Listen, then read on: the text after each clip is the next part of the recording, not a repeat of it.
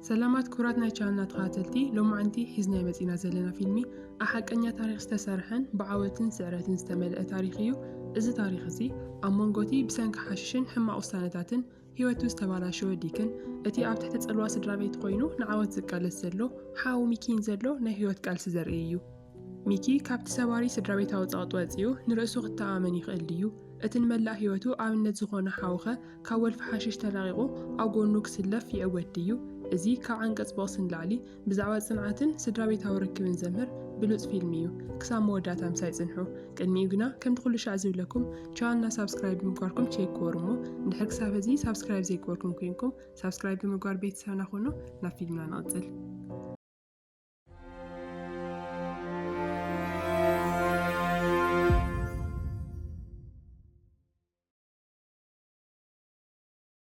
فيلمنا زجمر أو 1993 أو لول ماساتشوستس يو قدم 14 عامت أو 1998 نشوغار ري ليوناردو بمسمار زفلت ديكي استوهر بوكسانيا بي اتش بي او قال محتتي قبر اللولو نحاو ميكي ون أبطغال محتتي أتوه ومو ميكي نعقو أو النت بمقبار بوكسانيا 5 غواني الزارن دحريقو ناو قودنا وزيوم اتش بي او بزعوانا بسرح مملاسو فيلم يسرحو كم زلون حاو دما زمت سامون عبي قدم كم زلون نقول لسابي اوج مستوات سلينا تلعلون إنها تزناقعون كاللون يغرزو دهرس توسنو معالتات اتوم كارزتي ديكي مسميكي نغسلتن ابناي سبورت الدراشي صبيوه نسوقنا يمزن شعو حدا بوليسن نايس درابيت عركن زغونا اوكيف نميكي كسلتن يحجزو باتقزاتي ديكي او حدا جزا مسمحازتو قوينو نتيك المعسة 4 عامت مس شوغر ريز قبرو قدام النار اي حقوسن يزناقع النبرة دحار اتم سلطان كم زرس عامس نجار وقنا بفتنة نابت جيمي قوي او مسلس حاقعا نو كيف كابترينج نحوات من عاقي نقرو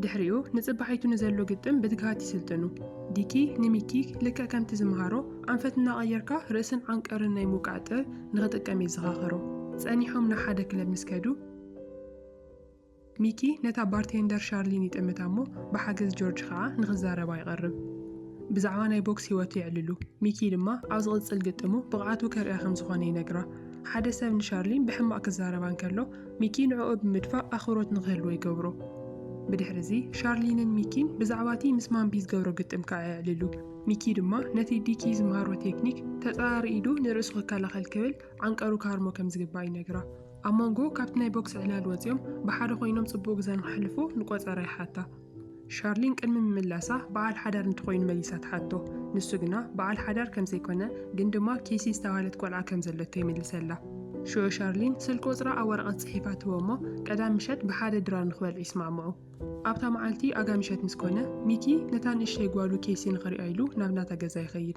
قندما اتانايك قدام سبيتو اللاوري لو مين يمزح معالت خام زيكونا قليصة كابت قزان خوات ستنقرو ميكيغن نقالو كيس رخيو نتقدم تعاويتو عبي جزا كحز مخانون بترقاقامي مسو ختصان خام تخلن قاليات ولا نصبحيتو كلهم نابنا ميكي عبي قدم نمخاد ناو ليموزين ماكينا يديو قندما ديكي حزوين طفق نشي تتصبي مو مستنقويم ابتخل جيزي الزناقع اللو جزا كم زلو فليتهم ناو يخادو ديكي دما اوشت جزا خوينو عديو عودة جهم زلا مستمعه لبان خي سباريلو بمسكوت زليلو كهادم يفتن ميكين جورجين جنا حيزومنا مكينة يقوتوه بتاليتتيا نا أتلانتيك سيتي باتيهم أحد هوتيل يعرفو أو خوينهم نايتي مسؤوز قادم مانبي نايك أدم فيديوهات نارايو حدش استراتيجيات يوصو قندما اتمسنا دقلو ماتيقعا حد حما زينا ينقرون مانبي بنفاس مغنيات سلز حاممة أو كندو مايك مونجين ستوها لسب كابيت ما سرت زوات خمس قطمو ينقرون ميكي زم السمعة اتستوها لسب كاو زرو قودب مقانون قبو مدلاو كم زي قبارو ميردايو قندما ديكي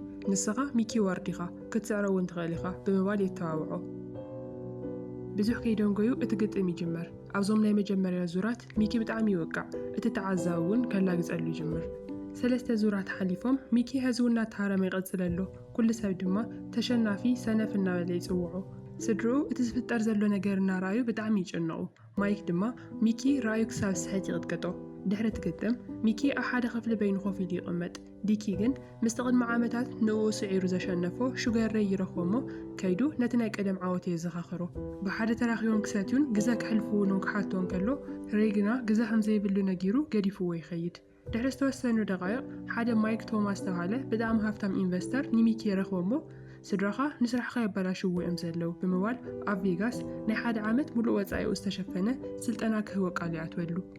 ኣብቲ ሰዓት ኣዲዮ ኣሊስን ዲኪንግን ሚኪ ምስ ቶማስ ለምንታይ ይዘራረብ ከም ዘሎ እናረኣዩ ብውሽጦም ይጭነቑ።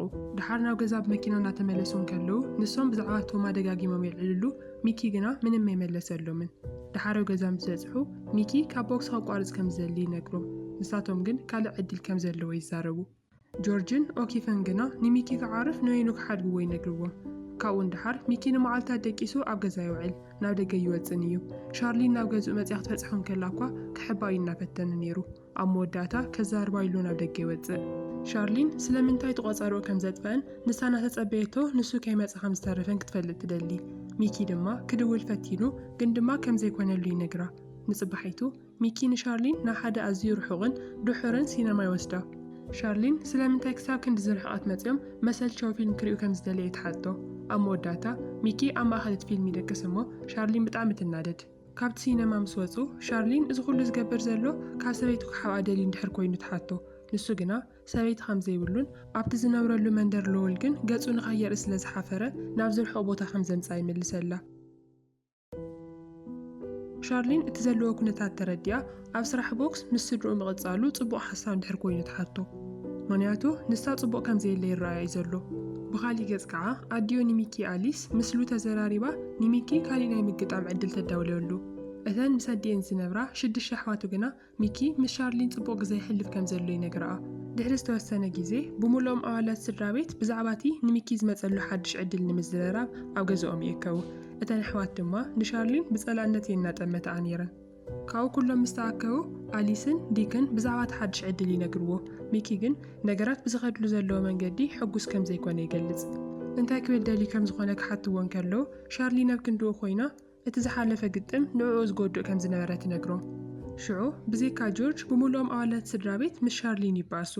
ዲኪ ግና ነቲ ኩነታት ንምህዳእ ንሚኪ ሙሉእ ዓመት ንኽስልጥን ገንዘብ ከም ዝእክብ ቃል ይኣቱ። ጸኒሖም እቶም ናይ HBO ቀረጽቲ ናብቲ ገዛ ይመጹ። እታ ናይ ዲኪ ሰበይቲ ድማ እቲ ፊልም ብዛዕባ እንታይ ምዃኑ ትሓቶም።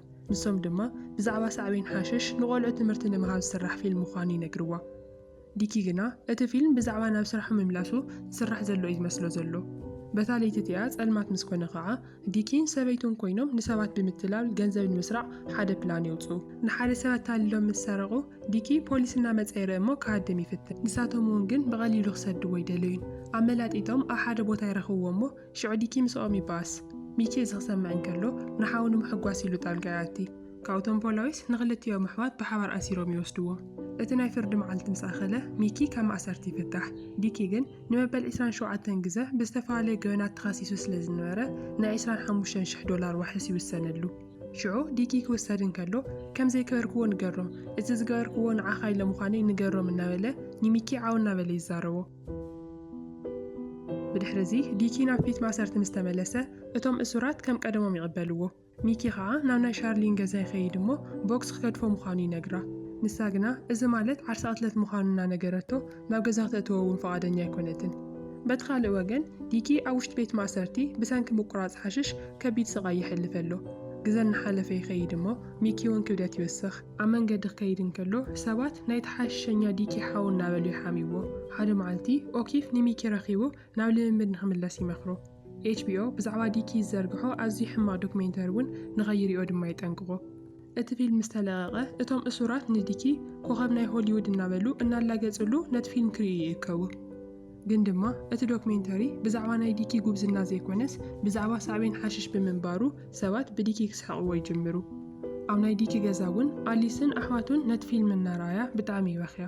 እቶም ስድራ ቤት ካብ ባዕሎም ሓሊፉ ነቲ ንዲኪ ወዲ ዝኾነ ህፃን ቆልዓ እኳ ነቲ ፊልም ንኸይሪኦ ይከላኸልሉ። ሚኪ ድማ ንላውሪ ሰብኣያ ዝኾነ ጂሚ ደዊሉ ጓሉ ነቲ ዶክሜንተሪ ንኸይትሪኦ ይጠንቅቖ።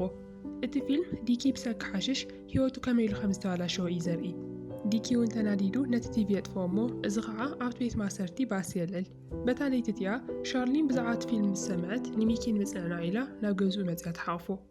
ካብኡ ዲኪ በዚ ነገር ተናዲዱ ኣብ ሓደ ፅው ዝበለ ቦታ ከይዱ ይበኪ።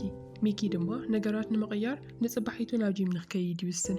እታ ተጎዲኣ ዝነበረት ኢዱ ሓውያትሉ እያ፣ ግን ድማ ናብ ቀደሙ ንምምላስ ከዓ ነዊሕ ግዜ ይወስደሉ። ድሕሪ ዋርሕ ጆርጅ ንሳሉ ናኖ ዝተባለ ሓደ ቢዝነስማን ምስ ሚኪ የፋልጦ። ሳል ንሚኪ ዓርሰ ተኣማንነቱ ንኽመልስ ናይ ከባቢ ግጥም ከዳልወሉ ከም ዝኽእል እውን ይነግሮ። ኦኪፍን ሻርሊንን ግን በዚ ነገር ክስማዕምዑ ዝኽእሉ እንድሕር ኣሊስን ዲኪን ጣልቃ እንድሕር ዘይኣትዮም ብቻ ከም ዝኾነ ይነግርዎ። ሚኪ እውን ምስኦም ይስማዕማዕ። ድሓር ጆርጅ ናብ ገዛ ምስ ከደ ኣሊስ ብምጥላሙ ኣቕሓ ናይ ገዛ ትደርበየሉ፣ ንሳቶም ግን እቲ ሓድሽ መንገዲ ዝሐሸ ክኸውን ከም ዝኽእል ይካትዑ። እተን ካልኦት ብዙሓት ኣሕዋቱ ድማ ናይዚ ኩሉ ፀገም ፈጣሪት ሻርሊን ስለ ዝኾነት ካብኡ ክገላግላ ከም ዘለወን ይካትዓ። ካብኡ ሚኪን ሻርሊንን ብሓባር እንከለዉ እተን ኣሕዋቱ ብመኪና ገይረን ናብ ናይ ሻርሊን ገዛ ይኸዳ እሞ ዓዊለን ስማ ክፅውዓ ኣይጅምራ። ድምፅና ፈጠራ እቲ ከባቢ እውን ክርብሽዖን ከለዋ ሚኪን ሻርሊን ኣብ ገዛ ንክትፀንሕ ይልምና። ንሳ ግና ካብ ስድሮ ከም ዘይትሕባእ ገሊፃሉ ትወፅእ። ኣሊስ ንሚኪ ባዕሉ ክውስን ከም ዝኽእል ትነግሮ። እተን ኣሕዋት ግን ንሻርሊን ብሕማቅ ቃላት ይፀርፍዓ። ሽዑ ሚኪ እቲ ናቱ ውሳነ ይነግረን። ንኣሊስ ካብ ድሕሪ እዚ ናቱ ማናጀር ከም ዘይኮነት እውን ግልፂ ይገብረላ። ሻርሊንን እተን ኣሕዋትን ናብ ቃልሲ ኣትዋ እሞ ሚኪ ድማ ነቲ ዕግርግር ንኸቋረፅ ኢሉ ንሻርሊን ናብ ውሽጢ ገዛ ይስሕባ። ድሕሪ ሰሙናት ሚኪ ምስቲ ሓድሽ ጋንቱ ኣብ ዘዳልዎ ግጥም ምስ ሄርናንዴዝ ይራኸብ። ኣብ ካልኣይ ዙር ከዓ የውድቆ። ድሕሪኡ ንሞንቲ ቀፂሉ ድማ ንኮሊንስ ዝተባሃሉ ይጋጠሙ። እናሰዓረ ዓወታቱ ይቕፅል። ብድሕሪ እዚ ሚኪ ንዲኪ ክበፅሖ ይኸይድ እሞ ጋንታ ከም ዝቐየረ እውን ይነግሮ። ዲኪ ብዛዕባ እቲ ዝቕፅል ምስ ሳንቼዝ ዝግበር ግጥም ክመኽሮ ይፍትን። ሚኪ ግን ሱቕ በል ይብሎ። ኣብ መወዳእታ ዲኪ እንታይ ዓይነት ስልቲ ክጥቀም ከም ዝኾነ ምስ ሓተቶ ሚኪ ብማእኸላይ ዙር ካርሞ ምዃኑ ይነግሮ። ድሕሪ ዝተወሰኑ መዓልትታት እቲ ግጥም ዝግበረሉ መዓልቲ ይበፅሕ። ክልቲኦም ኣብ መድረኽ ወፂኦም እውን ክጋጠሙ እንከለዉ ሚኪ ንዕኡ ዝወቕዐሉ ምንም ዓይነት ዕድል ኣይረኸበን። ሳንቼዝ ብቻ እናደጋገመ ይቕጥቅጦ። እቲ ተዓዛቢ ኩሉ ንሚኪ የላግፀሉ፣ ስድሮ ድማ እቲ ግጥም ብሕማቅ ክውዳእ ምዃኑ ይሰግኡ። ሽዑ ኣሊስ ንዲኪ ደው ኢላ እቲ ውፅኢት ዘሕፍር ምዃኑ ትነግሮ። ናይ ዲኪ መልሲ ግና እቲ ዝነገርክዎ እዩ ዝገብር ዘሎ ይብላ። ድሓር ዕረፍቲ ሰዓት ምስ ኣኸለ ኦኪፍን ሻርሊን ንሚኪ እቲ ፕላኖም ከም ዘይተኸተለ ይነግርዎ። ክሳብ 7ይ ዙር ሚኪ ገና ርእሱ ከይተኸላኸለ ሱቕ ኢሉ ውቃዕት ብቻ ይቕብል። እቲ ዳኛ እውን እዚ ክርኢ እንከሎ ዓርሲ ምክልኻል እንድሕር ዳ ዘይኽእል ኮይኑ እቲ ግጥም ደው ንኸብሎ ይሓስብ። ኣብቲ ዝቕፅል ዙር ግና ሓድሽ ነገር ይፍጠር። ሚኪ ነቲ ርእስን ዓንቀርን ዝበሃል ስልቲ ተጠቒሙ ንሳንቼዝ ኣብ ኩላሊት ይወቕዖ እሞ ናብ መሬት እውን የውድቆ። በዛ ውቅዒት እዚኣ ብቻ ከዓ ይዕወት። ኩሉ ሰብ በቲ ዘይተፀበየ ዓወት ብጣዕሚ ይድናቕ። ድሕሪ እቲ ግጥም ሳል ንሚኪ ድሕሪ እዚ ንዓብዪ ናይ ክብሪ ማዕርግ ቀዳማይ ተወዳዳሪ ከም ዝኾነ ይነግሮ። ድሕሪ 8 ወርሕ ዲኪ ካብ ቤት ማእሰርቲ ይወፅእ። ምስ ኣሊስ ብሓባር ኮይኖም እውን ናብቲ ሚኪ ዝስልጥነሉ ጂም ይኸዱ። ዲኪ ንሚኪ ንኸሰልጥኖ ክዳኑ ክቕይር እንከሎ ሚኪ ደጊም ምስኡ ንኸይስልጥን ውዕል ከም ዝፈረመ ይነግሮ። ዲኪ በዚ ነገር ብጣዕሚ ይናደድ፣ ካብቲ ቦታ ክወፅእ እውን ይደሊ። ኣሊስ ግን ብዘይ ናይ ዲኪ ሓገዝ ንሳንቼዝ ክትሰረኮ ይምኽኣልካ እናበለት ኣብ ቅድሚ ኩሉ ሰብ ትከራኸር። ቀፂላ እውን ንሚኪ ንባዕሉ እቲ ሓቂ ክዛረብ ምስ ሓተተቶ ሚኪ ብዘይ ናይ ዲኪ ሓገዝ ንሳንቼዝ ዘይመሸነፍክውን፣ ግን ድማ ብዘይ ሓገዝ ኦኪፍ ሻርሊንን ሳልን ድማ ክሳብ ክንዲ ዝኽበፅሕ ይምኽኣልኩን ነይረ ኢሉ ይናገር። ኣብኡ ከሎ ነቲ ኩነታት ንምህዳእ ስለ ዝደለየ ምስ ኦኪፍን ምስ ዲኪን ብሓባር ንክሰርሕ ከም ዝደሊ ይነግሮም። ሻርሊንን ኦኪፍን ግና በዝተናዲዶም ገዲፎሞ ይወፁ። ኣሊስ ድማ ኩሉ ነገር ንፅቡቕ እዩ እናበለት ተፅናዕንዖ። ካብኡ ዲኪን ሚኪን ናብ ትሬኒንግ ምስ ተመለሱ ዲኪ ሓዊ ከም ዝተናደደ ይርዳእ እሞ ነቲ ናይ ቀባብላ ዝተገበረሉ ኬክ ሒዙ ካብኡ ይወፅእ። ጆርጅ ናብቲ ሓሺሽ ዝወስደሉ ገዛ ተመሊሱ ንኸይጠፍእ ስለ ዝሰግአ ደው ከብሎ ይፍትን። ዲኪ ግና ናቱ ፃውዒት ከይሰምዐ ገዲፍዎ ናብቲ ገዛ ይኸይድ እሞ ነቲ ኬክ ይህቦም። ደጊም ግን ተመሊሱ ከም ዘይመፅእ ነጊርዎም ከዓ ይወፅእ። ብድሕሪኡ ናብ ናይ ሻርሊን ገዛ ብምኻድ ሚኪ ስለ ዘፍቅራን ንሳ ድማ ክትሓድዎ ስለ ዘይብላን ነገራት ንምዕራይ ይልምና። ንሳ እውን ብቐሊሉ እሺ ትብሎ። ድሓር ዲኪ ኣብኡ እንከሎ ሚኪ መፂኡ ምስ ዲኪን ኦኪፍን ሓቢሩ ንናይ ሻምፒዮና ግጥም ምስ ኒሪ ንምግጣም ስልጠና ይጅምሩ። ቅድሚ እቲ ግጥም ኣብ ዝተገበረ ጋዜጣዊ መግለፂ ከዓ ኒሪ ንሚኪ የናሶ። ሚኪ ግና ነቲ ዕድል ብምርካቡ ብቻ ሕጉስ ከም ዝኾነ ይገልጽ። ኣብቲ ናይ ዓለም ቻምፒዮና ውድድር ዝግበረሉ ለይቲ ሚኪ ኣብ ሊቨርፑል ምስቲ ናይ ዓለም ቻምፒዮና ኒሪ ንምግጣም ይዳለሎ። እቲ ተዓዛቢ ኩሉ ንሚኪ ዘላግፀሉ፣ ንኒሪ ድማ ይደግፎ። ኒሪ ምስ ሚኪ ኢድ ንኢድ ክጨባበጥ እውን ፈቃደኛ ኣይኮነን። ኣብ ቀዳማይ ዙር ኒሪ ንሚኪ ብልዕልና ይሃርሞ። ኣብ መበል 6ይ ዙር እውን ኒሪ ንሚኪ ደፊኡ የውድቆ። ሚኪ ግና ብፍጥነት ይትስእ። ኒሪ ሕዚ እውን ደጊሙ ክወቅዖ እንከሎ እቲ ዳኛ ዕረፍቲ ንክወስዱ ይእዝዝ። ኣብ መበል 8ይ ዙር ነገራት ሕዚ እውን ሕማቕ እዮም ዝመስሉ። ዲኪ ግና ንሚኪ ነቲ ኩሉ ዘሕለፎ መከራን ፀቕጥን ተጠቒሙ ዓርሰ ተኣማንነቱ ክምልስን ንስድሮ ክብል እውን ክዕወት ከም ዘለዎ የተባብዖ። እቲ ዝቕጽል ዙር ይጅምር።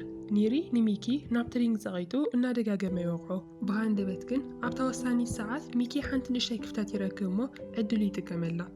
ንኒሪ ዘንቀጥቅጥ ናይ ኣፐርካት ማህረምቲ የወርደሉ።